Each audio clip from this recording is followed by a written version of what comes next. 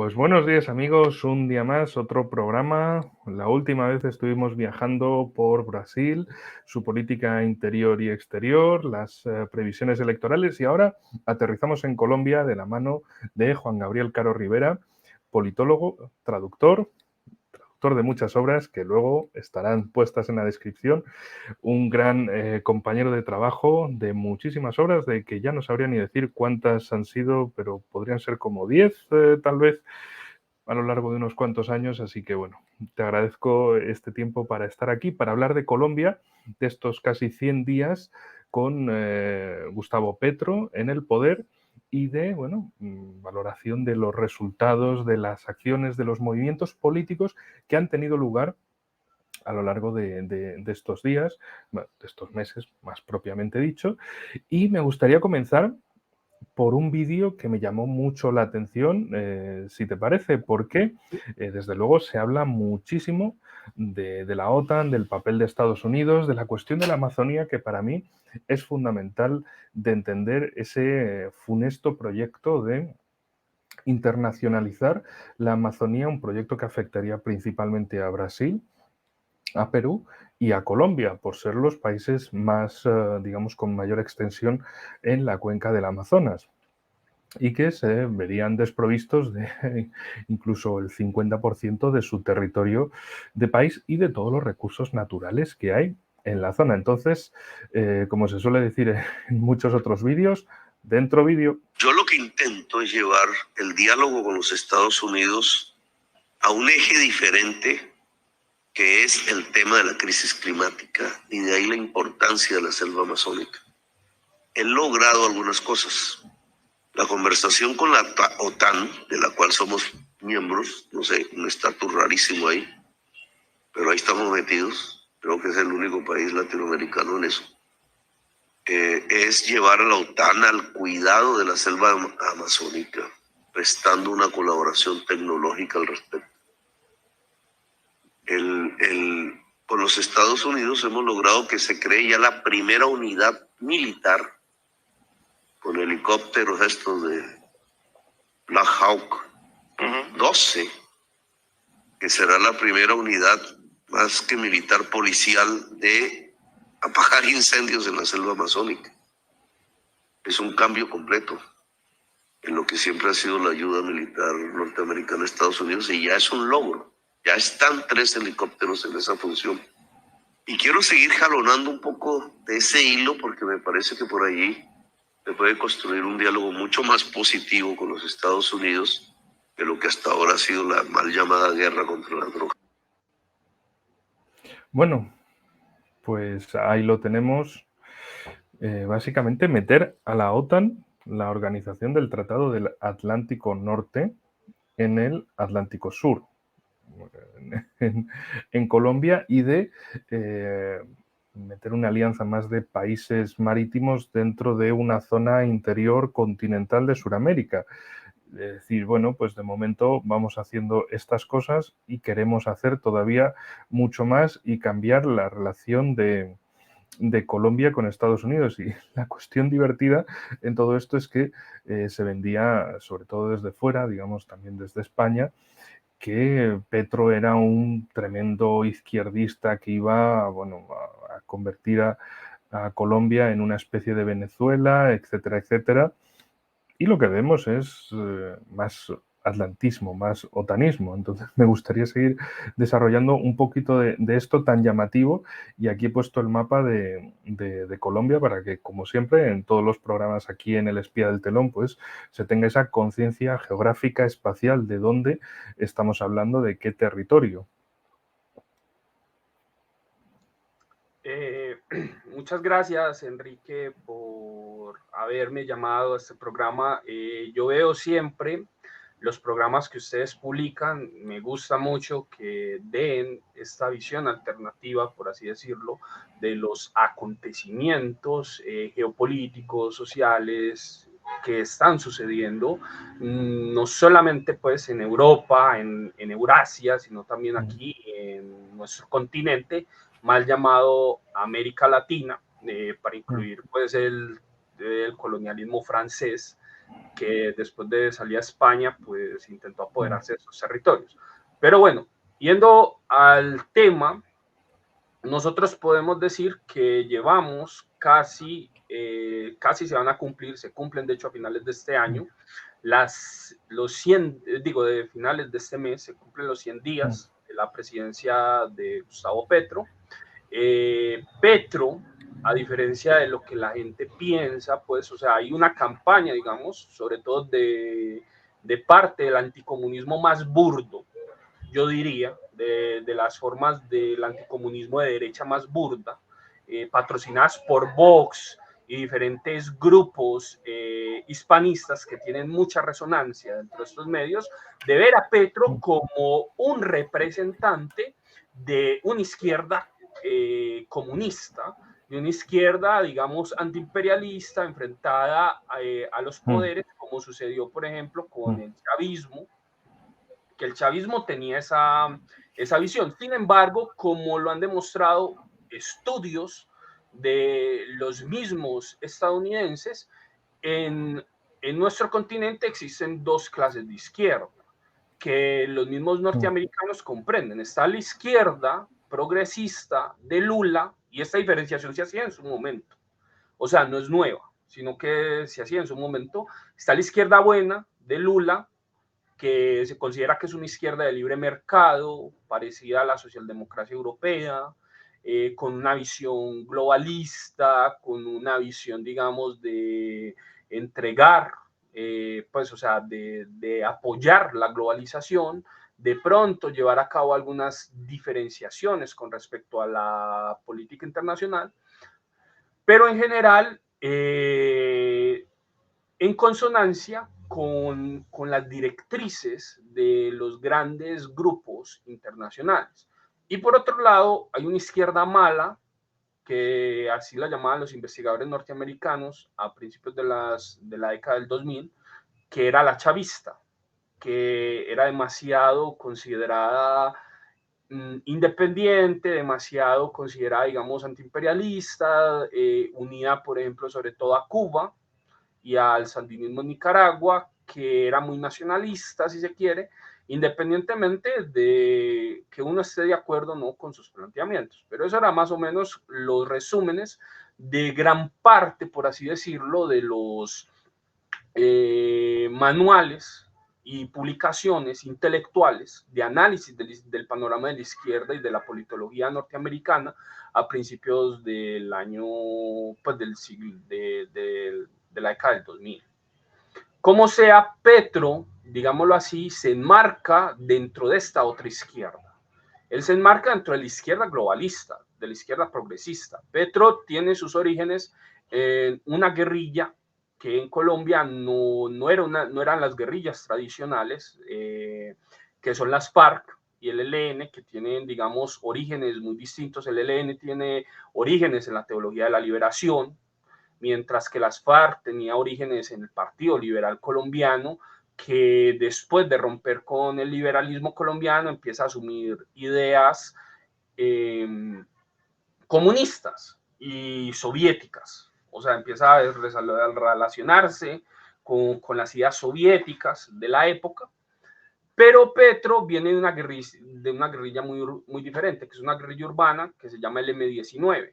El M-19 era una guerrilla, digámoslo así, ya de clase de nueva izquierda, constituida en su mayoría por jóvenes burgueses de muy buenas familias, que se dedicaban sobre todo a pedir un cambio de una integración de Colombia dentro de los sistemas internacionales. El M-19 era, digamos, una guerrilla ya de la nueva izquierda. O sea, era una guerrilla que nace de la nueva izquierda, asalta el Palacio de Justicia, apoyadas por el narcotráfico colombiano. Se sabe de los apoyos, pues, o sea, la relación ambigua que tuvo Pablo Escobar con el M-19 en su época, incluso con Petro. Para ampliar ese detalle que a muchos les resultará, es lo que ocurrió en 1986, si mal no recuerdo. Sí. El asalto en Bogotá, en la capital, en pleno centro, que asaltaron el Palacio de Justicia.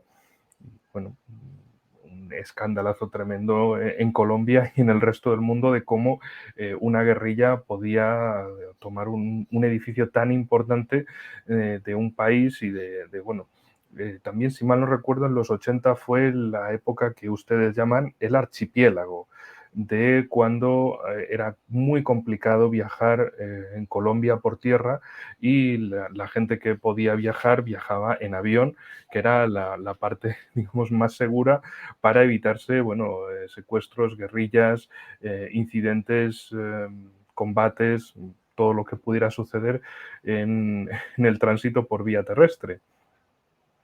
Sí, de hecho los 80 fueron los momentos, principios de 1990 hasta más o menos principios del 2000, la década de 1980 y 1990 fueron una década de mucha expansión de las guerrillas y de la violencia en Colombia. Si yo estoy mal, en 1980 fue cuando hubo más cantidad de guerrillas acá en Colombia, porque no solamente pues estaba las FARC o el ELN, sino que también estaba el Frente Quintilame, estaba el M-19, donde estaba Petro, estaban los maoístas con el EPL, pues el Ejército Popular de Liberación, y varias otras organizaciones menores, de las cuales algunas ya han desaparecido. El M-19 precisamente firmó la paz con el Estado colombiano después del asalto al Palacio de Justicia, y esta nueva izquierda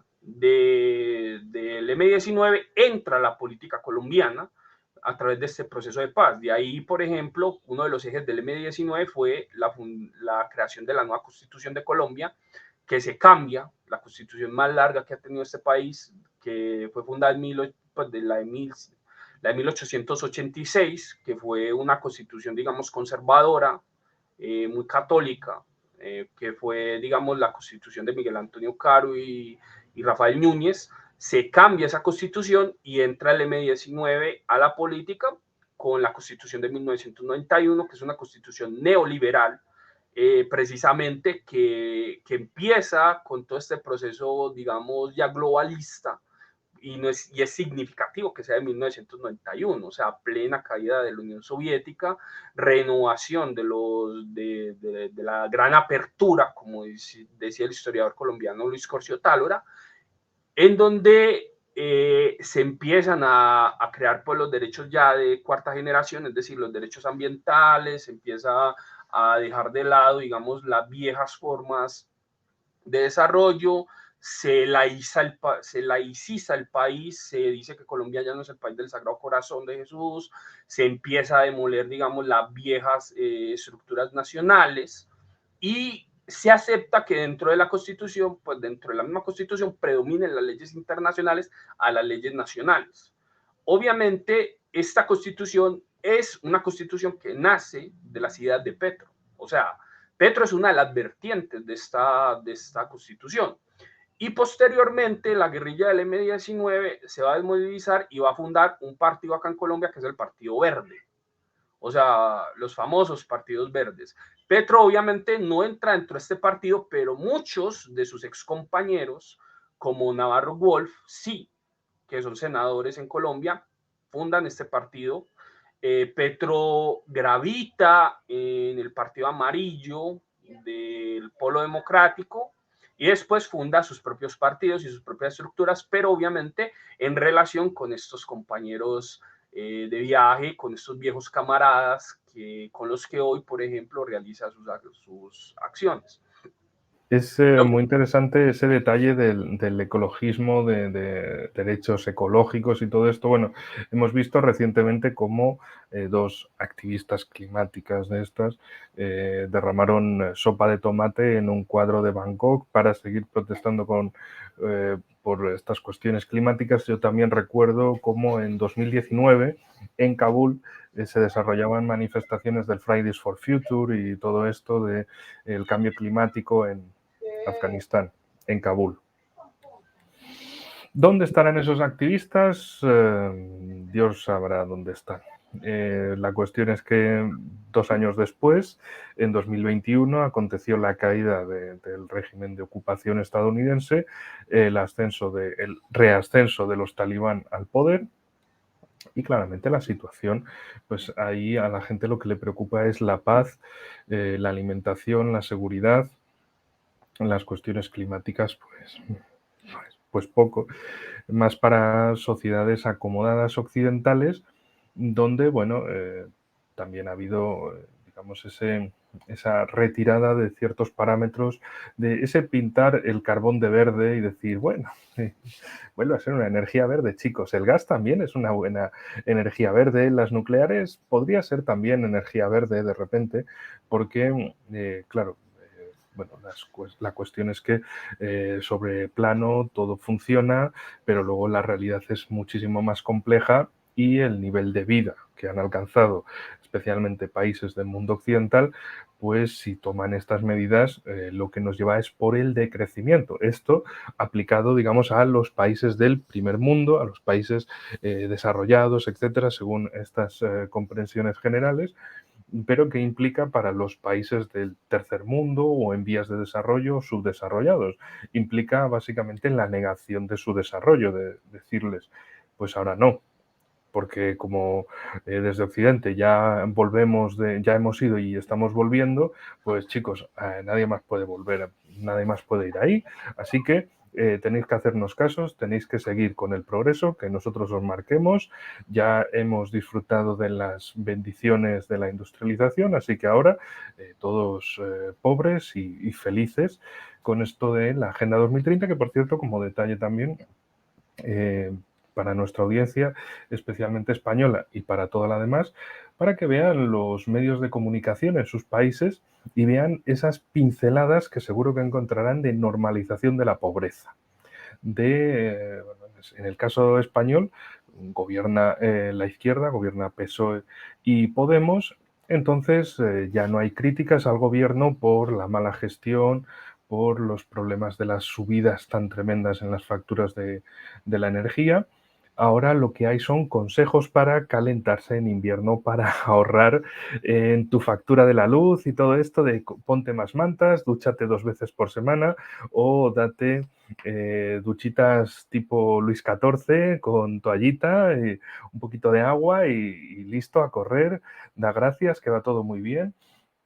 Bueno, en definitiva, esa perspectiva de que en el futuro tenemos que acostumbrarnos a decrecer, a ser más pobres que la generación anterior y a vivir como en una especie de carencias constantes. Pero claro, esto visto desde el primer mundo, desde Europa, etcétera, etcétera, pero la cuestión es que los otros países del resto del mundo, donde les queda esa previsión de querer convertirse en países desarrollados, en seguir ese aspecto de Occidente, de un futuro desarrollado, una sociedad de progreso, pero la cuestión es cómo ese progreso se aplica en concreto a países en Sudamérica, en el sentido de, bueno chicos, vuestros países son muy grandes, tenéis zonas que no las sabéis manejar, no tenéis esa capacidad de gestionarlo, entonces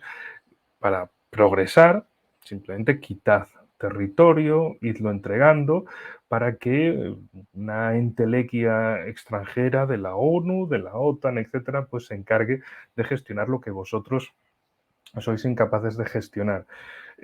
Reincido muchísimo en este detalle a partir de la cuestión ecológica, porque vemos cómo eso lo impregna todo y sirve de excusa para todo en Europa. Es decir, por ejemplo, políticas de si no tienes un coche ecológico, a partir de 2025 o 2030 no podrás entrar en las grandes ciudades o tendrás que pagar un impuesto especial, etcétera, etcétera. Es decir, en definitiva es empobrecer a la clase trabajadora, limitarla y acabarla obligando a que, bueno, si quieres viajar, pues tengas que ir a transporte público, transporte masificado. Eso sí, la élite, los políticos, la clase oligárquica política, podrán seguir disfrutando de los viajes en avión, de los viajes en coche oficial, sin restricciones, sin problemas, pero luego la gente ya digamos, al trabajador de turno tiene que comprarse una furgoneta ecológica o un vehículo ecológico, no contaminante, porque lo dice el gobierno de turno, que hay que preocuparse mucho del medio ambiente. Acto seguido, el gobierno o los políticos de turno renuevan la flota de vehículos oficiales y no les importa lo que contamine. Pero bueno, ahí está ese detalle. En el caso de Colombia, lo que me parece muy interesante es hablar de la cantidad de recursos naturales que tiene el país, porque también tiene zonas petrolíferas. Y como hablábamos en la ocasión anterior de Brasil, en la parte amazónica brasileña, saben la cantidad tan enorme de recursos, en primer lugar, madereros que tienen y de otros tipos de recursos minerales y también bueno, de oro y otros minerales muy valiosos que también se extraen en Colombia. Y claro, si esas zonas se separan del país, se pasan a una entelequia extranjera, esos beneficios ¿a quién irían? Al pueblo colombiano seguro que no. ¿Se irían a qué? A elevarlo a un fondo extranjero, quizá incluso a autofinanciar al Fondo Monetario Internacional o algo parecido. Bueno, eso queda de momento en el terreno de las hipótesis para dar unas pinceladas de geografía y geopolítica de Colombia. Me gustaría avanzar unas ideas y que luego, pues Juan Gabriel, tú las profundices, porque desde luego tenemos, digamos, un país que es costa doble, la costa del Caribe, la costa del Pacífico, principalmente los grandes puertos están en la costa del Caribe, con la famosa Cartagena de Indias o Cartagena, Barranquilla, etcétera. Mientras que en la costa del Pacífico, pues hay un pequeño puerto cerca de Cali y la proyección, pues, digamos, a este mar es bastante menor. Por otro lado está las sierras del interior donde se hallan las ciudades más importantes, es decir, Bogotá, Cali, Medellín, Bucaramanga, etcétera. Y luego están más al este la zona llanera que se comparte con Venezuela y la zona del Amazonías, de la Amazonia. Y creo que me dejo algo, ¿no? Sí, la parte insular. Vamos con ello, dentro mapa, porque desde luego esa es una parte también fundamental del país que quizá, bueno, en Colombia seguro que es bastante conocida, pero en el resto de países del mundo, pues quizá no se sepa que Colombia tiene esta serie de islas en los archipiélagos de San Andrés y Providencia, de que, bueno, Colombia también es un país con esa insularidad, que no es solo un país del interior y que, bueno, eso implica también una serie bueno, que también Panamá hasta 1903, hasta noviembre de 1903, para ser más exactos, era parte de Colombia, pero Estados Unidos en comienzos de ese mes de noviembre de 1903 apoyó la declaración de independencia de un levantamiento en Ciudad de Panamá.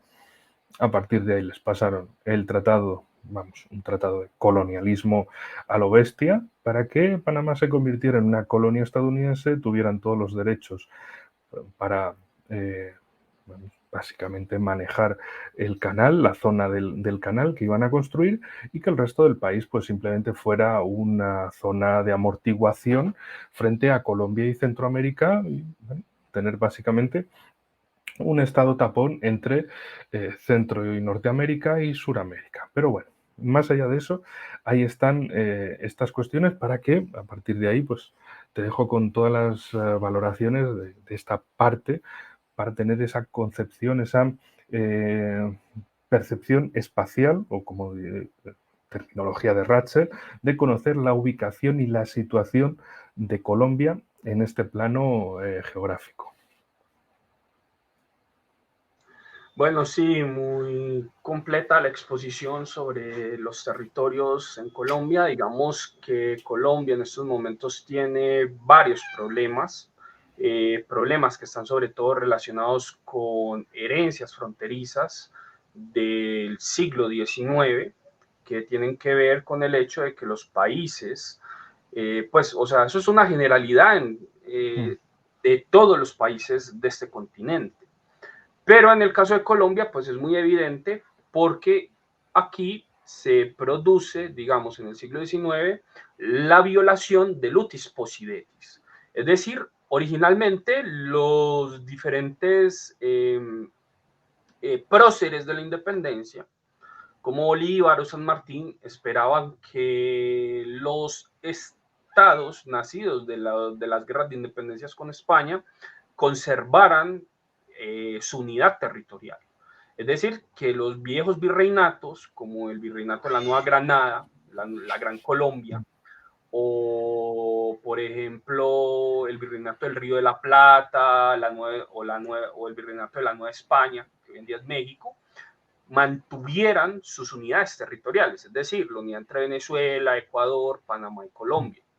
Estas unidades territoriales, digámoslo así, eran originalmente las entidades herederas de los procesos de independencia. Sin embargo,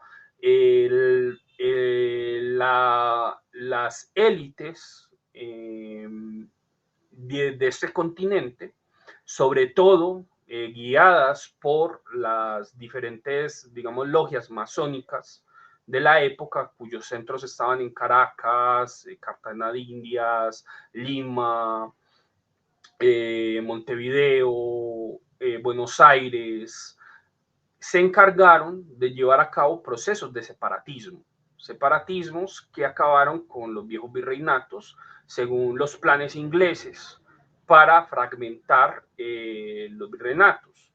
Ellos esperaban crear más de, creo que 30 países. Esos 30 países, pues, solamente se crearon como 18, si no estoy mal, de los procesos de separatismo. Pero igual, estos virreinatos colapsaron poco después de las independencias, pues debido pues también a la hazaña de los ingleses y de las diferentes élites políticas que quisieron crear sus propias territorios independientes. Metamos un pequeño detalle aquí porque has dicho un número interesante. En unas 30 unidades querían convertirlo, porque precisamente lo que vemos ahora desde Occidente contra Rusia es exactamente el mismo proceso. Es decir, tienen que partir a Rusia en 30 a 35 pedazos pequeños, inútiles, débiles, fragmentados, enfrentados, etcétera, etcétera, que es el proceso que básicamente acabó significando los nuevos estados hispanoamericanos con las diferentes guerras civiles dentro de ellos y las guerras entre ellos que en muchos casos pues son bastante recordadas. Quizá la que más, por la redundancia boliviana, es la Guerra del Pacífico de fines del siglo XIX, en la cual Bolivia perdió la salida al mar frente a Chile, bueno, y Chile salió enormemente victoriosa frente a la coalición de Perú y Bolivia. Entonces, bueno, de hecho, hasta Lima fue saqueada, conquistada y saqueada por el ejército chileno, Bolivia perdió el mar, es decir, fue una debacle inmensa que, digamos, es uno de esas pullas, de esas espinas en las relaciones entre los países, no digamos la guerra de la Triple Alianza que enfrentó a Paraguay contra el Imperio de Brasil, Argentina y Uruguay, de cómo quedó el país prácticamente arrasado. Quedando como allí, bueno, de hecho es un trauma nacional que siempre señalan que perdieron al 90% de los hombres del país, es decir, que casi quedó como un país irrecuperable, pero bueno, Paraguay sigue existiendo, ahí está. La cuestión es, bueno, esa serie de guerras internas entre los mismos estados, por ejemplo, también la guerra entre la Gran Colombia y la República del Perú a finales de la década de 1820. 1800, sí, 1828, 1829. 1824 es cuando estalla esa guerra. Bueno, década de 1820, sí. O sea, independencia y guerra entre las nuevas entidades, etcétera, etcétera, de cómo Sí, eso le sucedió a España hace 200 años y eso quieren que le suceda a Rusia ahora en 2022. Entonces, ese detallito.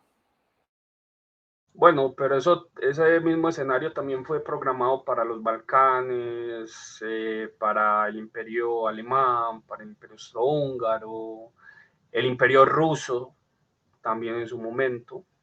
La aparición, por ejemplo, del famoso cordón sanitario, entre los cuales está Ucrania, pues, o sea, la Ucrania no soviética, Polonia. sino la Ucrania que se independiza después de la Revolución de Octubre, pues que ahora se está intentando revivir ese proyecto. Polonia, los países bálticos, Lituania, Letonia, Estonia, todo eso es lo mismo, pues, o sea, también sucedió, los imperios se fragmentaron y se crearon una serie de estados artificiales, los cuales finalmente entraron en guerra entre sí. Mucha gente recuerda, pues, o sea, por ejemplo, Polonia, después de que fue creada, entró en guerra con todos sus vecinos, con Lituania, con Ucrania, si no estoy mal, con Checoslovaquia, con Rusia también, estuvo en guerra. Y lo mismo podría pasar acá. Bueno, volviendo a tu pregunta, lo que pasa es que obviamente la violación de Lutis Possidetis es una realidad que sucedió en nuestro territorio. Los estados nacionales actuales tienen muchos problemas territoriales con diferentes países, con nuestros vecinos. Eso, como lo explicaba el general Julio Londoño Londoño en Sudamérica o la geografía como destino, llevaba a que nuestros países tuvieran graves problemas fronterizos, ya que muchos de los tratados que se firmaban no eran sólidos, eran solamente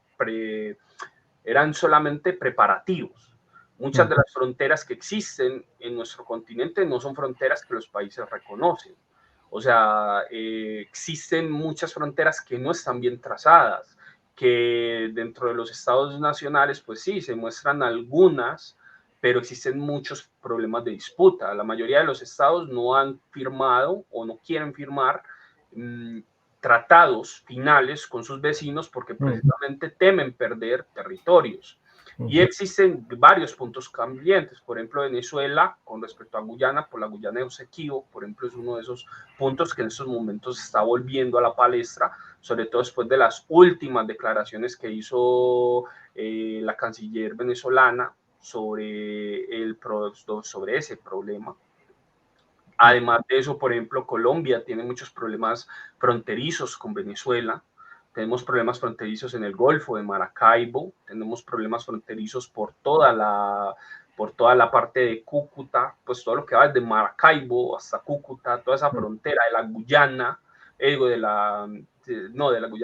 la Guajira, todo ese territorio que compartimos, porque hay una Guajira colombiana, sí, pero también hay una Guajira venezolana. Todo ese territorio, digamos, está en disputa desde el siglo XIX debido a estos problemas fronterizos. La frontera colombo-venezolana es un lugar con muchos problemas en donde operan guerrillas, operan impunemente guerrillas de un lado al otro de la frontera.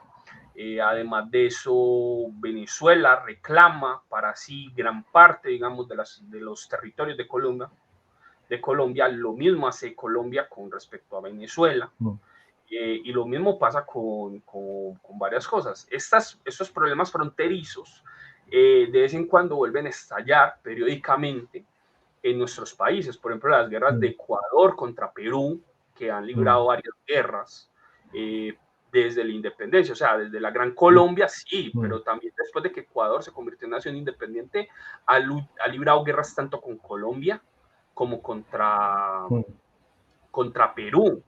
Colombia por la parte de Pasto, de toda esa zona, pues digamos, del Nariño, que hay una parte de Pasto que hace parte, digamos, de un territorio que era originalmente de Colombia, de la Gran Colombia, y Perú con respecto a Ecuador para apoderarse de todo el territorio al llegar hasta Guayaquil, que fue también una de las graves disputas de la independencia donde Bolívar y San Martín no se pudieron poner de acuerdo, porque Bolívar esperaba que Guayaquil quedara parte de la Gran Colombia, mientras que San Martín esperaba que fuera parte del Perú. Del Perú. Esa disputa llevó a que ambos se confrontaran y finalmente también fue una de las razones por la guerra entre la Gran Colombia contra el Perú, que posteriormente estalló y de la que hiciste referencia. Sí, y de hecho en las guerras entre Ecuador y Perú está la de 1941, si mal no recuerdo, y luego también el 1995, es decir, relativamente hace poco. Y ya que tenemos el mapa para ayudarnos, también hay que entender que Ecuador inicialmente era una franja que, digamos, llegaba, que ocupaba lo que ahora es el norte de la selva de Perú. Sí, Pero que ha quedado reducido a la franja andina, sí, la toda esa costa. Amazonas era originalmente de Ecuador. Toda esta parte que nosotros vemos de acá, desde que va, desde Leticia hasta llegar, por ejemplo, hasta Jaén, pues en el Perú, toda esa parte era realmente, originalmente eso había quedado para el Ecuador. Eso lo perdió Ecuador en el siglo XIX y en el siglo XX debido a los ataques de la Casa Arana, una casa, pues la famosa Casa Arana, que era una casa de caucheros que esclavizaban a los indígenas de la zona, incluyendo indígenas colombianos del Putumayo, y los obligaban a sacar caucho. Antes de la Primera Guerra Mundial. Toda esa zona luego la fue invadiendo poco a poco el Perú, hasta incluso intentar tomar también Leticia, en Colombia. De ahí la guerra entre Colombia y Perú. En 1935, si no estoy mal, 36, que fue una guerra en donde Colombia pues compró incluso armamento nazi en ese entonces. Compramos aviones a la Alemania nazi y varias armas para ir a la guerra contra Perú. Una fecha interesante en 1935 porque por aquel entonces estaba terminando, bueno, era el último año de la guerra aquí en el Chaco.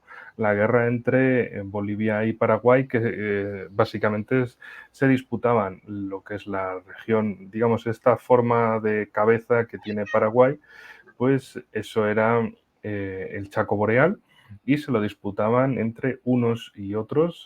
Paraguay decía que esto era suyo, de hecho, bueno, sus reivindicaciones eran todavía mayores. Y en el caso de Bolivia, lo que deseaba era una salida aquí al río Paraguay, que creo que se puede ver aproximadamente bien aquí, por ejemplo, donde está Concepción. Incluso querían llegar hasta la capital, hasta Asunción, y tener un puerto en esa orilla. Lo que les quedó es este triángulo, el triángulo de Dionisio, bueno, no recuerdo el nombre exactamente, pero aquí es un pedacito de Bolivia con salida al río Paraguay, y del río Paraguay se acaba llegando a la confluencia más al sur, aquí en Resistencia, Paso de la Patria, Corrientes, con el río Paraná. Y este río, que es tan importante para todos los países ribereños, es decir, para Paraguay, para Brasil y especialmente para Argentina, porque lleva a través de Santa Fe, Rosario, etcétera, hasta Buenos Aires, Río de la Plata, Montevideo y el mundo entero.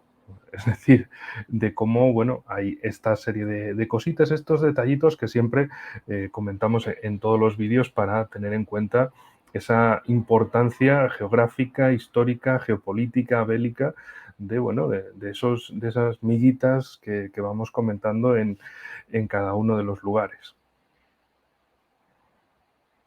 Sí, de hecho, por ejemplo, tú estabas hablando sobre el problema del Amazonas. De hecho, empezamos con un video del presidente actual, Gustavo Petro, hablando sobre el Amazonas y hablando sobre esta geopolítica del Amazonas que va a convertirse, digamos, en una nueva zona de disputa entre las grandes potencias. No es una disputa nueva. De hecho, tiene mucho tiempo en realidad.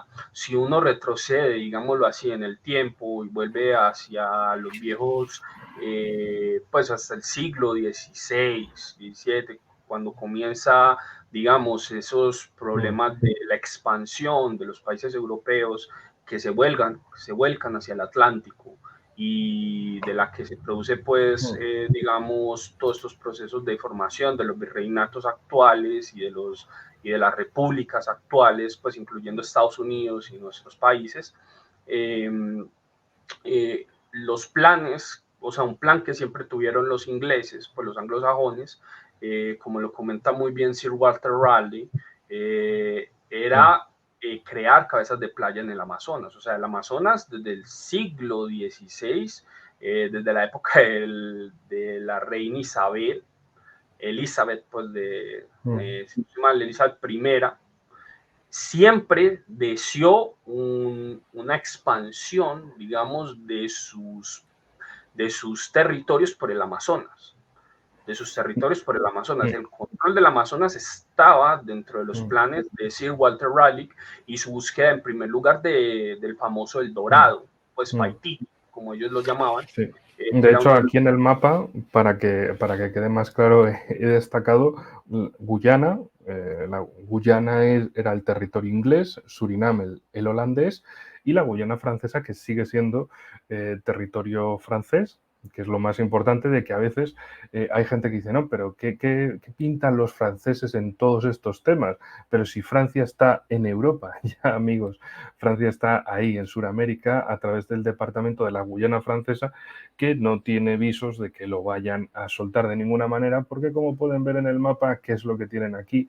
El puerto espacial de Kourou, que básicamente es el puerto espacial que tiene Francia, y como sabemos tiene un importantísimo proyecto espacial, y por tanto pues no va a soltar el lugar que le da ese sitio en el mundo como país con proyección al espacio ultraterrestre, y un lugar destacado a nivel mundial y europeo en concreto. Además, hasta donde yo entiendo, sale más rentable lanzar los satélites y todos estos objetos hacia el espacio desde lugares cercanos a la órbita del Ecuador. O sea, mientras más cercano a la órbita del Ecuador, mejor para lanzar los objetos al espacio exterior. De hecho, por eso Estados Unidos tiene su puerto aeroespacial lo más cerca que tiene el Ecuador, que es en la Florida. Por eso la Unión Soviética tenía pues, y Rusia todavía tiene sus lanzadores hacia el espacio cerca a la frontera con Kazajistán. Pues, o sea, de hecho, en Kazajistán. Sí, entre Kazajistán y Uzbekistán. Ahora lo vamos a... Bueno, ahí es donde aquí se puede ver. Aquí está es lo Baikonur, más cerca que lo tienen dentro de la línea del Ecuador. O sea, lo que intentan construir más cerca de la línea del Ecuador, y lo mismo pasa con China, con Brasil, etcétera.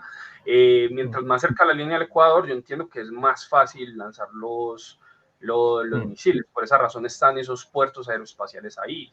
Y exacto, por esa razón, pues Francia no va a perder su puerto aeroespacial, que lo tiene precisamente en la Guyana francesa, que eufemísticamente lo llaman territorio de ultramar actualmente, pero en realidad eso es el viejo colonialismo del siglo XIX, no es nada más. O sea, solamente el viejo colonialismo. No, pues esos poderes que ahora se llaman antiimperialistas, porque Macron, pues diciéndolo así, salen las noticias diciendo que Francia, que Rusia actualmente es una potencia imperialista, revisionista, que Francia ya superó eso, que le dio libertad a sus colonias en África y en otras partes, pero ellos todavía tienen territorios de ultramar, pero son colonias, realmente, son colonias. Así es. Ahora bien, lo que tú comentabas sobre que Macron, otro de estos tipos que hablaba del cambio climático, del decrecimiento, de la descarbonización de la economía, la cual, por cierto, son banderas actualmente del gobierno de Gustavo Petro, que seguramente han llegado pues a España, no gratuitamente, a través de El País, medio por excelencia, digamos, de la socialdemocracia española. o más bien hispanohablante, porque precisamente todos los... Porque el español la tiene poco. Bueno, como sea, al menos hispanohablante sí, porque Sí, es eso el sí, órgano en que habla español. en español. Obviamente de España tiene poco, pues de español tiene poco, pero si hablan en castellano o en español, pues dan a conocer sus planes. No es gratuito, de hecho no es gratuito tampoco que el video que tú mostrabas al principio fuera precisamente el editado por o sea, por este grupo, o sea, por el país, especialmente porque el país en estos momentos está en una campaña mostrando a gran parte de los globalistas colombianos, como lo son Juan Manuel Santos, Ernesto Samper, expresidentes colombianos, que son de hecho los que más respaldan a Petro. En los últimos meses se han publicado varias, o sea, muchísimos artículos precisamente pues, respaldando por parte de la oligarquía colombiana todas estas medidas de Petro.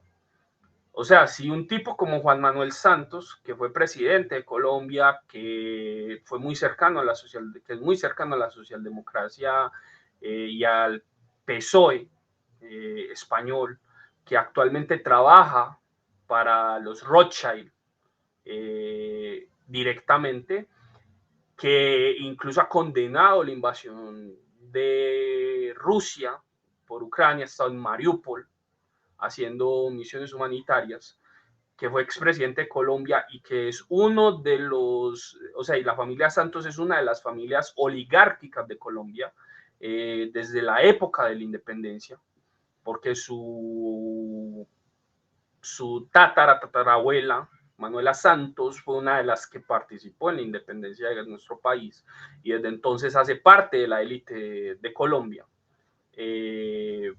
Pues yo me preguntaría exactamente qué tan populista es este gobierno para tener respaldo de tantos poderes internacionales. Si nosotros volvemos al problema del Amazonas, que es algo que Petro estaba patrocinando pues en este video, podemos decir lo siguiente: el territorio del Amazonas ha sido muy envidiado por los anglosajones desde el siglo XVI. De hecho, el secretario de la misma Isabel, de la reina Isabel, contra la que Felipe II despachó la Armada Invencible, ella misma pues tenía en los ojos el Amazonas. Los ingleses siempre han querido crear un imperio amazónico. O sea, los anglosajones, uno de sus sueños ha sido crear un imperio amazónico desde el siglo XVI. Que eso se haya realizado o no, pues es otra cosa distinta, pero eso es un proyecto que tiene. Y ese proyecto, de hecho, fue retomado en el siglo XX por los estadounidenses, herederos precisamente de este proyecto anglosajón, en donde, por ejemplo, como lo demuestran, pues, el carteo que hubo entre Ramiro de Maeztu con Vasconcelos, con el filósofo Vasconcelos, el que escribió pues La raza cósmica. Él dentro de las cartas que ellos enviaban y dentro de la misma raza cósmica discuten el problema de la Amazonía. Ellos dicen que la Amazonía se convertirá, pues, o sea, lo veían estos intelectuales, se convertiría pues en un campo de batalla entre la raza anglosajona y la raza hispana, que según Vasconcelos eran las dos razas modernas que se disputaban a nivel mundial, al menos en la parte occidental, el futuro del mundo. Vasconcelos decía que en caso de ganar la raza hispana, significaría que, pues, una victoria para las fuerzas de liberación del mundo.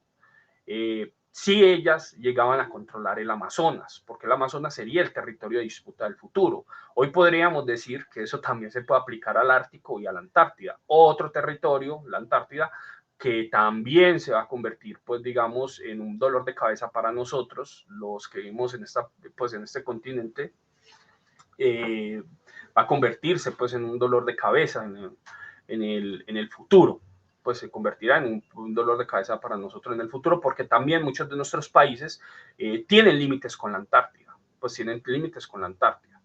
Como sea, la idea de la Amazonía que expone Vasconcelos tiene que ver con esta idea de que esta lucha moderna entre las naciones, pues entre las naciones descendientes de los anglosajones y las naciones descendientes de los pueblos hispanos, de las razas hispanas, terminarán peleando por este territorio. Vasconcelos dice que en caso de que los hispanos ganemos, pues de que los hispanos ganen, esto se convertirá en un movimiento de descolonización antirracista, pues anti el racismo anglosajón, que liberará el África, liberará a los países de Eurasia, liberará a los países asiáticos del yugo de la civilización mecánica anglosajona. Pero en caso de que nosotros perdamos, todos los recursos, todas las riquezas, todos los poderes que existen en este amplio territorio de la Amazonía pasarán a ser patrimonio del mundo anglosajón, de sus ideas higienistas, racistas y evolucionistas, progresistas, que acabarán limpiando al resto de los pueblos del planeta. Ahora bien, si nosotros seguimos trasladando estas ideas, esta discusión que al parecer Vasconcelos, que era mexicano, tuvo con varios historiadores norteamericanos de principios del siglo XX, él mismo llegó a la conclusión de que podría haber incluso pues una guerra en el futuro que girara alrededor de este territorio. Volvemos a tener una advertencia sobre la importancia internacional del Amazonas cuando en 1980 el famoso Gorbachev, que murió recientemente, gracias a Dios, también habló de este proceso de la internacionalización del Amazonas. Gorbachev era, como nosotros sabemos, con su perestroika, su glasnost y todas las cosas que impuso incluso en Rusia, uno de estos abanderados de la descolonización. Que ha sido un gran problema para la Rusia postsoviética y cuyos graves consecuencias estamos viendo actualmente en Ucrania. Sin embargo, Gorbachev en los 80 también propuso, además de publicar la Carta de la Tierra, junto con el teólogo Hans Kuhn, también propuso la internacionalización del Amazonas. O sea, Gorbachev, que era uno de estos abanderados de la globalización, de aliado de los anglosajones, él también proponía que toda esta zona del Amazonas dejara de ser patrimonio privado de las naciones con sus soberanías problemáticas sobre estos territorios y más bien se convirtiera en un estado administrado internacionalmente. Este proyecto él lo movió en su momento en la ONU y ese proyecto continuó funcionando, digámoslo así, todos estos años. De hecho, las internacionales, si no estoy mal, hay una ONG noruega, que en ese momento no recuerdo exactamente su nombre, que junto con el Vaticano, otro de los grandes interesados en la, entre comillas, descolonización del Amazonas, consideran que estos lugares deben, pues, o sea, que los estados nacionales deben ceder sus territorios a entidades internacionales, sobre todo Cáritas y diferentes ONGs a través del proyecto que se llama El Camino del Amazonas, el cual Juan Manuel Santos, nuestro expresidente, que ya he hablado varias veces acá, que he citado, y que es uno de los principales soportes políticos de Petro, en 2017 firmó junto con el Vaticano y Noruega y la ONU una serie de tratados que se llaman el Camino del Amazon, pues el Camino de la Anaconda, hablando pues con la Anaconda, hablando del río Amazonas, pero que en general hablan de que pues en el tratado dicen que Colombia está dispuesta a ceder totalmente el Amazonas con tal de internacionalizar este territorio junto con toda la región del Amazonas brasileño y del resto de los 7 países que hacen parte de todo este territorio, entregarlo a organizaciones internacionales y ONGs y convertirlo en un territorio internacional. Eso significa acabar por completo con la soberanía de los estados nacionales que hoy en día, digamos, pesan sobre este territorio y que más bien sean entidades internacionales las que lo manejen. Tales proyectos han sido apoyados por otros grandes globalistas como Macron, Trudeau y Biden. De hecho, Biden, la ayuda que está recibiendo Petro en estos momentos para Biden tiene que ver con ese proyecto, o sea, con la internacionalización de este territorio, ya que nosotros como países, digamos, tercermundistas, con gente todavía en crecimiento, poblaciones jóvenes, no industrializados, tenemos demasiados recursos naturales, estos recursos naturales no los controlamos bien, nuestras fronteras son porosas, somos subdesarrollados, hay que entregar esos territorios a entidades internacionales que cuiden a los indios, que permitan, por ejemplo, o a la Iglesia Católica, como siempre, actuando desde bambalinas, intentando fragmentar a los países, que van a dar van a dar sus misiones, van a dar su ayuda a sus ONGs para que estos territorios vivan bien y de ese modo supuestamente se preserven los recursos.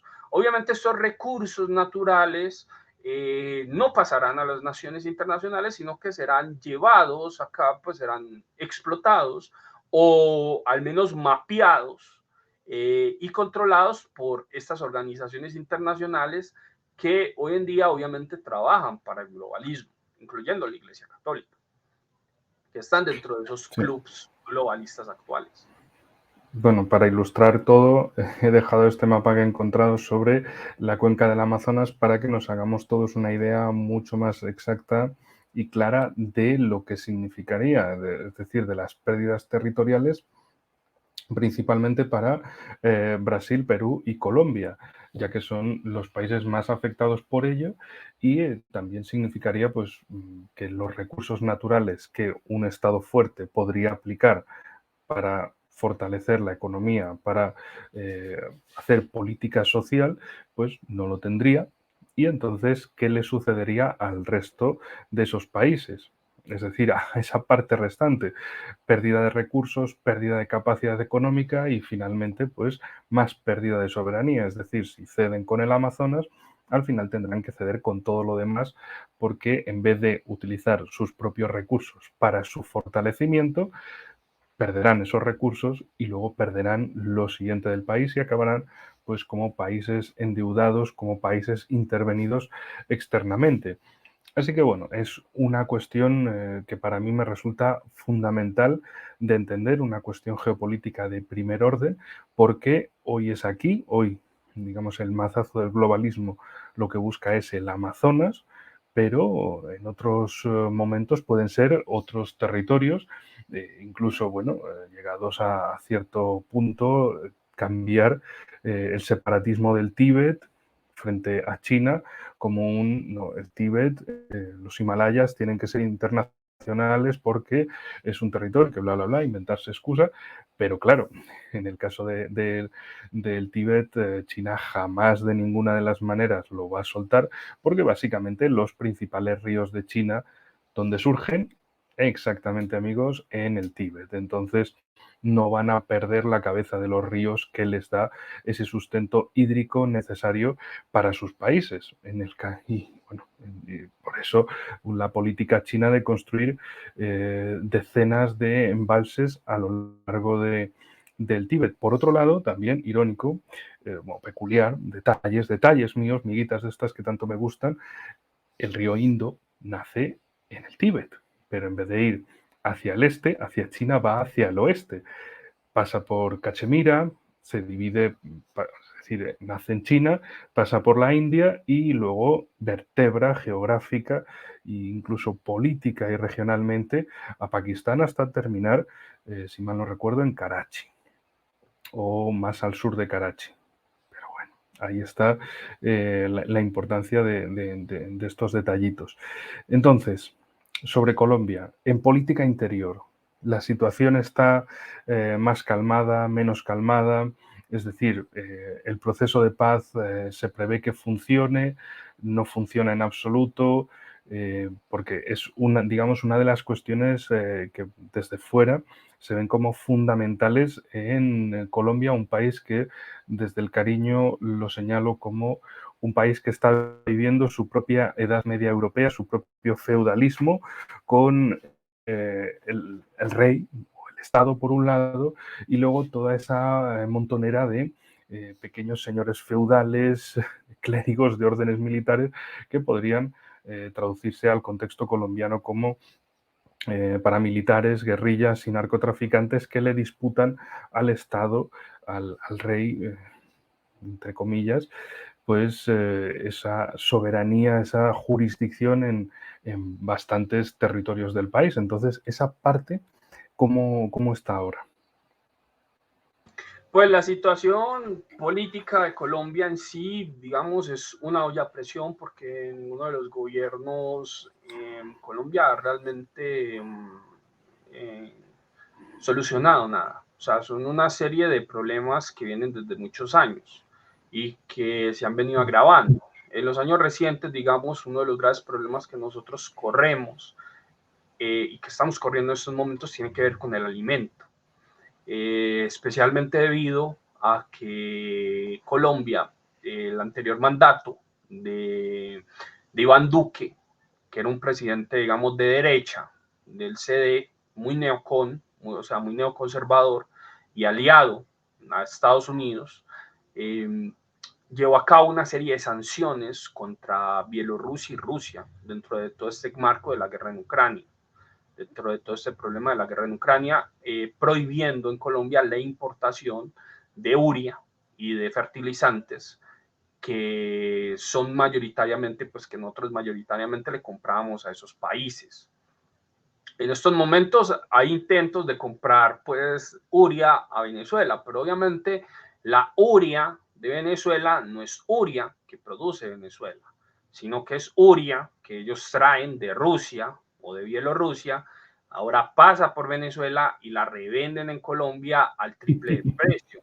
Y Ay, Dios eso lo mío, celebran aquí el es que embajador de eso, Colombia, lo Armando siento, pero es Benedetti. que eso es tan de la Unión Europea que es que Sí, me entra la risa.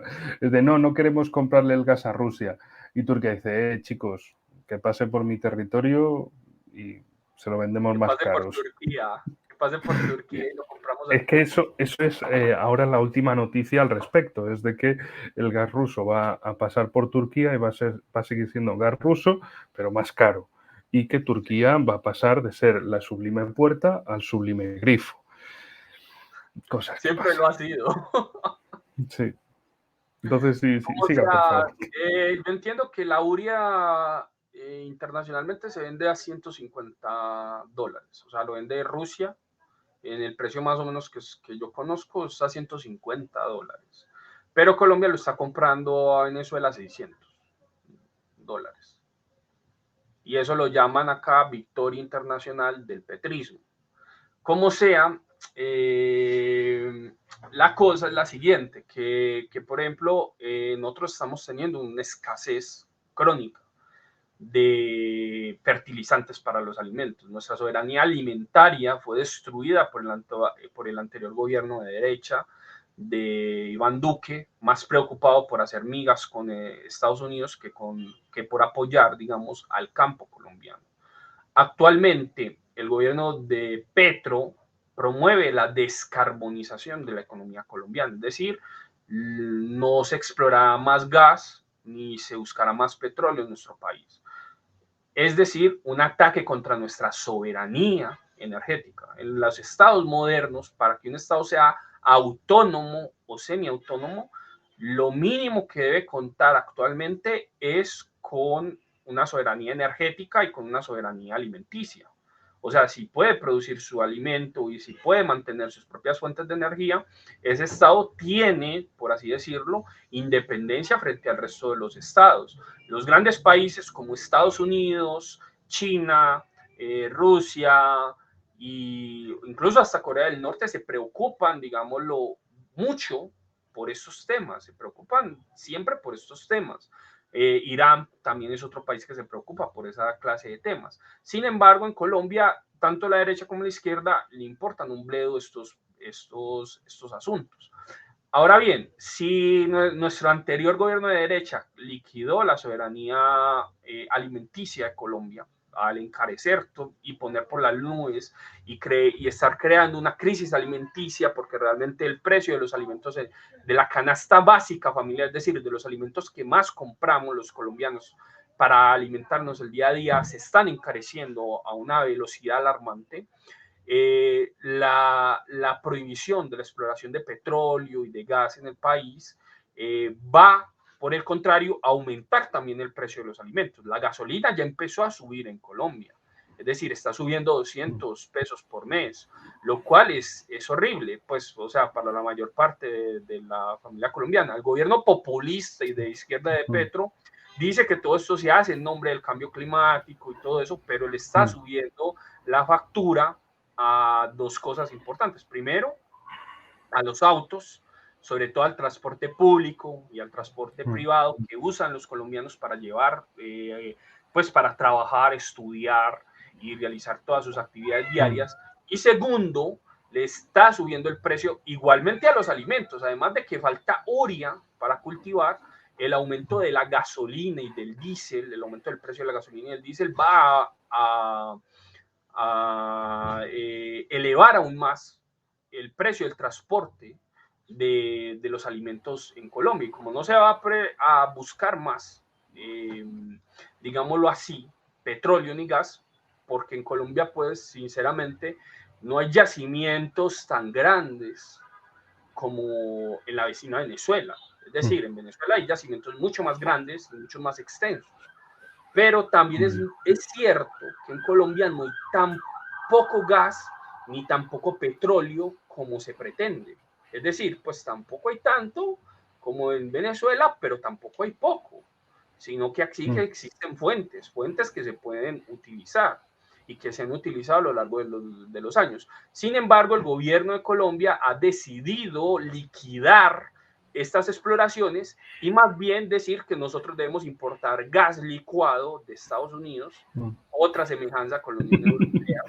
Una semejanza. No sé si me está hablando de España del sur o de Colombia del norte, pero la situación es que es todo tan parecido, es que es todo tan igual. Sí, de hecho no resulta... Tenemos que cerrar las minas, le compramos a otro, le compramos a Estados Unidos, que se encarezca todo. Bueno, chicos, pues si se encarecen las cosas, poneros una manta para el invierno, daros ducha de gato, daros ducha estilo rey francés Luis XIV, aprended a comer insectos como nueva gastronomía mediterránea, improvisad, no sé, que la gente piense, y eso sí, luego en la siguiente cumbre de políticos, chuletones de los buenos, que no falte.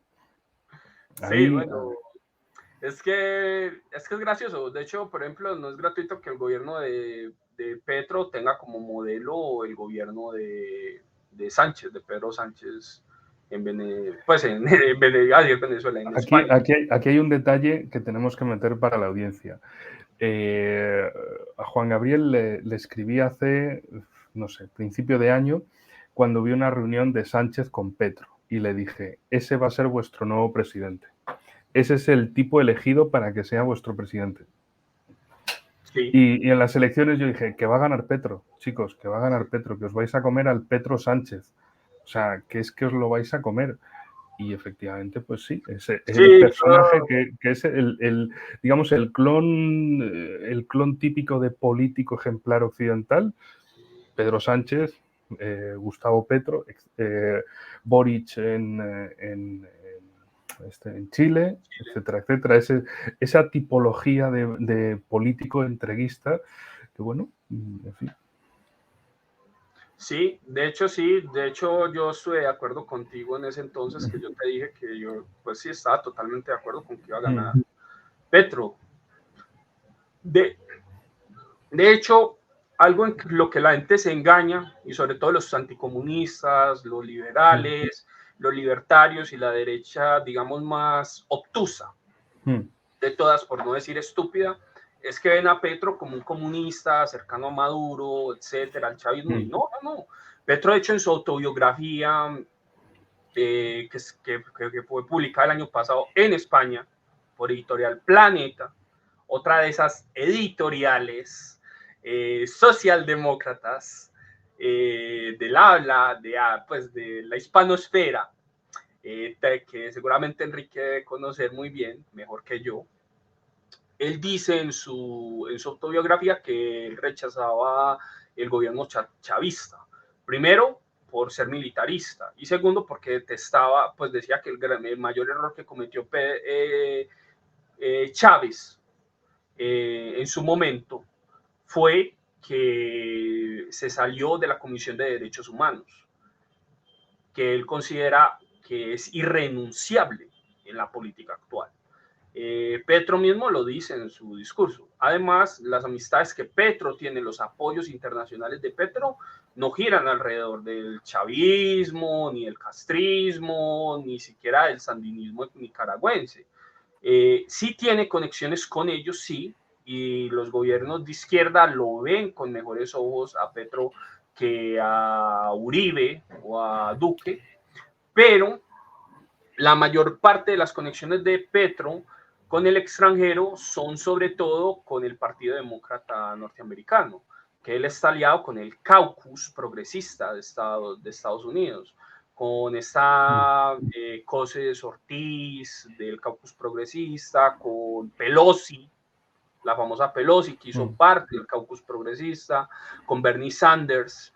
Esos son los aliados internacionales de Petro. Es decir, toda esta izquierda globalista, progresista, otanista, estilo Pedro Sánchez, que es una nueva clase de izquierda. Es decir, no es la izquierda clásica, no es la izquierda soviética, la izquierda, digamos, ni siquiera maoísta, pro-china, sino que es una izquierda occidentalista, nacida de mayo del 68, que es progresista, que es libertaria en materias ideológicas y que le encanta la deconstrucción social. Y sobre todo es económicamente muy capitalista. Petro mismo lo ha dicho en un montón de veces. De hecho, cuando él ganó la presidencia, él dijo, yo vengo aquí a Colombia a desarrollar el capitalismo, es decir, a destruir, y lo cito textualmente, a destruir todas las estructuras reaccionarias que todavía quedan en Colombia y que impiden el libre flujo del capital. Entiéndase la familia, las viejas relaciones de propiedad, porque Petro es un fanático de la Agenda 2030, es decir, yo no tengo nada y voy a ser feliz. Típica lógica pues, de expropiación pues, en el sentido capitalista del viejo marxismo, de que los ricos expropian pues, solo de los pobres para crear pues, todas sus cosas, que hoy en día este es el foro de Davos. Realmente, pues no un partido comunista, sino realmente el partido de los capitalistas del foro de Davos. Y la agenda de la descarbonización en Colombia, que tienen que ver mucho realmente con esta agenda 2030, que es precisamente para combatir a los países que tienen grandes reservas energéticas, pero que no están controlados o no son totalmente controlados por el globalismo, como lo son Rusia, como lo son Irán, como lo son Venezuela, etcétera. Todo este proceso, digamos, es lo que ha aterrizado acá con Petro. No llega, por así decirlo, en la política nacional, no llega una alternativa real, sino que lo que llega es una nueva izquierda globalista que viene a imponer toda la socialdemocracia europea. Todo lo mismo que han impuesto, por ejemplo, en Europa en los últimos años, porque los impuestos al carbono, de hecho, que tú me hablabas al principio, eso fue impuesto por Macron y eso desencadenó las revueltas de los famosos chalecos amarillos, que fueron brutalmente reprimidas. Impuestas a los combustibles, no al carbón. Combustibles. Exacto. Lo mismo claro, lo que, como efectivamente decías, lo que usa todo trabajador, es decir, todo lo que viva fuera de la burbuja de la gran capital, todos los trabajadores colombianos, toda la clase trabajadora francesa lo que necesita pues es un combustible barato para poder mantenerse. Es decir, ya no es solo beneficios, sino simplemente para sobrevivir y que, por supuesto, si el combustible se encarece, todo lo que se transporta va a encarecerse. Una lógica del común, pero bueno, que como detalle, hablabas de la descarbonización de Colombia. Nuestra audiencia en España a lo mejor recuerda cuando hace 10 años hubo una serie de protestas. Dale un saludo para el Michi también. Hace 10 años hubo una serie de protestas muy fuertes en la zona de Asturias y León, es decir, lo que aquí se ve en el mapa como Gijón, Oviedo, Mieres, León, de norte a sur. Esa es una zona muy montañosa de España, a ver si le puedo cambiar el aspecto. Es la zona de las cuencas mineras por excelencia. Es una zona que históricamente ha vivido de la explotación del carbón. La cuestión es que el gobierno entonces de Rajoy, que luego ha seguido, es decir, de la derecha liberal, que luego ha seguido con la izquierda liberal del PSOE, pues la cuestión es que dijeron, bueno, hay que cortar este tema de las minas, hay que descarbonizar la economía, que no son rentables, etcétera, etcétera, y trajeron a esos puertos de allí, a Gijón y demás, traían carbón colombiano. Mientras que decían, no, hay que cerrar las minas de aquí porque es caro, porque destruye el medio ambiente, etcétera, etcétera. Excusas variadas, digamos excusas de abogado. Yo te doy unas cuantas, quédate con la que más te guste. Pues traían carbón de Colombia y decían, no, es que es más barato. Pues ahora ya ni los colombianos tienen carbón en todo esto. Detalles históricos que vemos como elementos de tiempo atrás que parecían, bueno, como a algunos les gusta llamarlo, conspiraciones, que eran tramas sin sentido, etcétera, etcétera, pero luego vemos cómo esas conspiraciones se han convertido en realidades tremendas que nos llevan al empobrecimiento masivo de la sociedad y a que, bueno, eres pobre, pero sonríe, vas a ser muy feliz de no tener nada, o excusas de, pero hombre, es que si no tienes nada, no te tienes que preocupar de algo, porque total, si no tienes propiedades, si no tienes coches, si no tienes nada, ¿qué más te dan las cosas? Vas a vivir feliz, sin preocupaciones. Claro, los ricos que se preocupen, la clase oligárquica en el poder que se va a preocupar por todos, de comer la carne por todos y de que los demás les vean comer, de viajar por los demás, etcétera, etcétera, de vivir en definitiva por los demás y los demás pues a normalizar la pobreza. Y ya entramos digamos, en la recta final porque ya llevamos 1 hora y cuarto de programa. Me gusta terminar en torno a 1 hora y 20 y en definitiva, pues normalización de la pobreza. Bueno, eres pobre, pero es una tendencia social, no irte de vacaciones, quedarte en casa, es una moda rebuscar en la basura, comer insectos también es una nueva tendencia muy nutritiva, etcétera, etcétera. Y vemos cómo todo eso existe no solo, digamos, en los avanzados países de Occidente, sino que es un plan que va ficha por ficha cayendo sobre todos los países. En este caso, hablamos de Colombia, de esta situación y de cómo esa izquierda globalista en el poder, de cómo ese Petro Sánchez, pues se dedica a implantar lo mismo para Colombia que estábamos viendo aquí en Colombia del Norte, por así decirlo, y allá en España del Sur también tienen toda esa misma serie de políticas de no explotar los propios recursos naturales, que esto en España es un debate muy vivo actualmente, para que lo sepa toda nuestra audiencia. ¿Por qué? Porque de repente en esta semana se ha anunciado que Rusia ha firmado un acuerdo con Marruecos para construir una central nuclear en una zona cercana a la frontera con Argelia y con nuestra ciudad autónoma española de Melilla. Mientras tanto, aquí, pues a cerrarlo todo, a quejarnos de todo, a ser muy ecologistas, muy pobres, muy subnormales en definitiva, a que si hay una previsión de recursos naturales en tal o cual zona, no hay que explotarlo, porque hay que ser ecológicos, porque la economía verde, la transición ecológica, que de hecho hay un ministerio que no recuerdo todo el nombre completo, eh, Ministerio de Transición Ecológica, y no sé qué más era, Ministerio para la Transición Ecológica y el Reto Demográfico. Es decir, nombres que suenan a propaganda de la izquierda globalista. ¿Qué significa esto? Pues que vamos a ver cómo se empobrece la situación. En España, por ejemplo, hemos visto cómo en el último año han demolido 4 centrales térmicas, es decir, lo que te produce la energía, porque claro, es que hay que transicionar a una energía verde. Bueno, hemos llegado a ver cosas afirmaciones de que, bueno, a lo mejor hay que apagar el alumbrado por la noche para ahorrar energía, etcétera, etcétera. Y, en definitiva, una serie de debates que, digamos, es como tapar el sol con el dedo.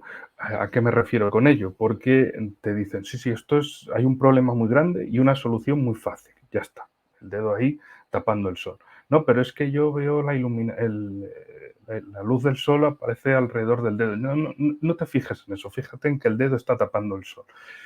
La cuestión es qué es lo que le va a suceder a la economía de España, de Colombia, de otros muchos países, cuando se enfrenten a la situación de vamos a pagarlo todo más caro, vamos a dejar de tener nuestros recursos propios en la mano para acabar trayendo recursos de otros. O sea, en parte va a ser un sálvese quien pueda, una posibilidad de caer en la esclavitud del globalismo o bien resurgir como bloques continentales, como ese mundo multipolar que tanto miedo le da a Estados Unidos y sus satélites.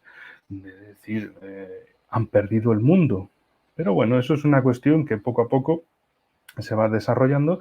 Desde luego que es muy interesante seguir los acontecimientos de G7, G20, BRICS, Organización de Cooperación de Shanghái, de ver cómo se está articulando un lado y otro y de que, bueno, al final gana efectivamente quien produce algo material, algo real. Siempre digo que en la época de la Primera Guerra Fría, Estados Unidos era quien hablaba de nosotros te damos abundancia, libertad, progreso, etcétera, etcétera, te damos ese desarrollo económico y demás. La Unión Soviética lo que te daba era un desarrollo ideológico, era planificación, planificación y planificación. Al final, pues cayó la Unión Soviética. En la nueva Guerra Fría lo que tenemos es una situación a la inversa con Estados Unidos y China. Estados Unidos te ofrece ideología, te ofrece literalmente imposición ideológica por todas partes, pero luego pobreza, luego ya búscate la vida. Mientras tanto, China lo que está haciendo es justo lo contrario. Te ofrecen seguridad y progreso, seguridad y desarrollo económico. Te ofrecen acuerdos que a ellos les beneficia, por supuesto, porque lo hacen por algo, no por altruismo, sino por beneficio mutuo. Unos se llevan una cosa, otros se llevan otra cosa. Y no se meten en la política interna de los países. A partir de ahí, China se ha convertido en el socio comercial de prácticamente todos los países del mundo. Estados Unidos ha decaído, no digamos otros países europeos que dejaron de ser potencia económica. Y ahí es la situación que tenemos. Más que nada, pues si no produces algo real, no te posicionas en el mundo real. Si te dedicas a economía de especulación, si te dedicas a vender ideología vacía, al final, tarde o temprano, si llega alguien y dice, no, mira, estos te dicen que te venden política ecológica. Vale, pero es que los del otro país me ofrecen instalar una fábrica aquí en esta ciudad, tal cosa, una ampliación del puerto, un esto, un lo otro. La gente va a votar a quien les da trabajo, básicamente, no a quien se lo quita, que es algo que parece que la izquierda aquí en España no se da cuenta de que, oye, es que los trabajadores están votando a otros. Claro, coño, es que vosotros le estáis diciendo a los trabajadores, pues os jodéis y os cerramos la fábrica. Como pasa, por ejemplo, en un tema que siempre cabe mencionarlo, en una zona de Galicia, en la ría de Pontevedra, hay una fábrica de celulosa que la izquierda globalista la quiere cerrar porque dice que contamina, etcétera, etcétera. Pero claro, digamos, lo que queda de una izquierda de trabajadores, pues dice, no, vamos a perder, bueno, más que izquierda de trabajadores es ya como un mejunje de sentido común, apartidista, de decir, señores, es que, ¿qué vamos a hacer con estas miles de personas que trabajan con empleo directo ahí y de todos los que viven en empleos indirectos de esa fábrica? O sea, cerramos la fábrica y ¿de qué vamos a vivir? Del turismo. Es decir, vamos a seguir siendo los camareros de Europa. Ese es el plan genial de la izquierda. Que unos vivan de TikTok o de Instagram o yo qué sé, de cosas de esas, y luego la gran masa de trabajadores que sean los camareros de Europa. Pero hablar de un plan industrial, hablar de el desarrollo energético propio, no, eso Eso no, transición ecológica, economía verde, no hay que contaminar, pero bueno, que si se contamina al otro lado del Mediterráneo, que ya es otro país, que no cuenta, que no pasa nada, hombre, que se contamina por ahí. Las situaciones tan absurdas como estar en contra de la energía nuclear, comprarle energía nuclear a Francia.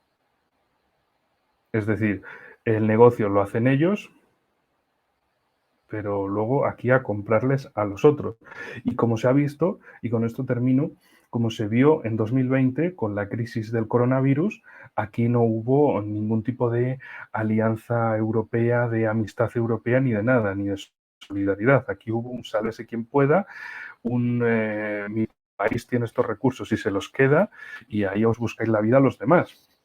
Entonces, lo que tenemos que tener en cuenta es que al final cada país es un eslabón y debe procurar tener la máxima fortaleza posible, primero para sí mismo y luego para pensar un bloque en común y que no haya eslabones débiles, que cada uno sea un eslabón fuerte, pero bueno, esas ya son cosas de geopolítica, de proyecciones internacionales, de la posibilidad de un bloque iberoamericano que siempre le ha dado muchísimo miedo a Estados Unidos porque sabe que son minoría en lo que ellos llaman su jardín trasero en el continente americano, no digamos ya la minoría con la que se quedarían en el resto del mundo. Así que, Juan Gabriel, por favor, unas últimas palabras para ir cerrando el programa.